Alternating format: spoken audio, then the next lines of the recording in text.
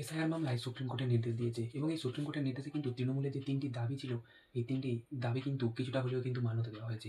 প্রথম নোটিশে যেটা বলা হয়েছে বা প্রথম যে দাবি ছিল সেটা হচ্ছে ১,৩৬,০০,০০০ যে নামটা রয়েছে, এটা লজিক্যাল ডিসক্রিপেন্সিতে যেটা রয়েছে ওটা কিন্তু আপনাকে ৩ দিনের মধ্যে প্রকাশ করতে হবে এবং ১০ দিন পর তাদেরকে যে সমস্ত নামগুলি রয়েছে, সে সমস্ত নামগুলিতে নোটিশ পাঠাতে হবে। প্রত্যেকের বাড়িতে নোটিশ পাঠাতে হবে, প্রত্যেকের নাম যাদের নাম রয়েছে তাদেরকে নোটিশ পাঠাতে হবে এবং তাদেরকে ডাক করাতে হবে এবং তাদেরকে শুনানির জন্য আসতে হবে। এবং দ্বিতীয় যে দাবি রয়েছে এটা কিন্তু তৃণমূল কংগ্রেস নির্বাচন কমিশনকেও বলেছিল এটা প্রকাশ করার জন্য এবং সুপ্রিম কোর্ট সেটা নির্বাচন কমিশনকে বলল প্রকাশ করার জন্য। দ্বিতীয় দাবি ছিল আপনার যে বুথ লেভেলের যে এজেন্টদের শুনানি চলাকালীন অনুমতি দিতে হবে।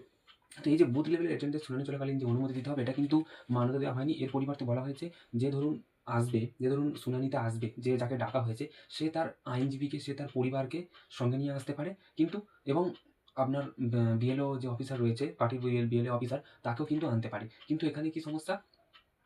এখানে হচ্ছে আপনাকে কিন্তু একটা নাম নথিভুক্তের একটা সম্মতি আপনাকে নিয়ে আসতে হবে।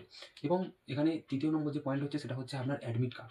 মাধ্যমিকের যে অ্যাডমিট কার্ড যখন নির্বাচন কমিশনের শুনানি হয় তখন কিন্তু এই অ্যাডমিট কার্ডটাকে খারিজ করা হয়েছিল। অ্যাডমিট কার্ডটাকে মান্যতা দেওয়া হয়নি। কিন্তু এই নিয়ে কিন্তু তৃণমূল কংগ্রেস কিন্তু একটা কথা তুলেছিল যে এখানে কেন করা হচ্ছে না?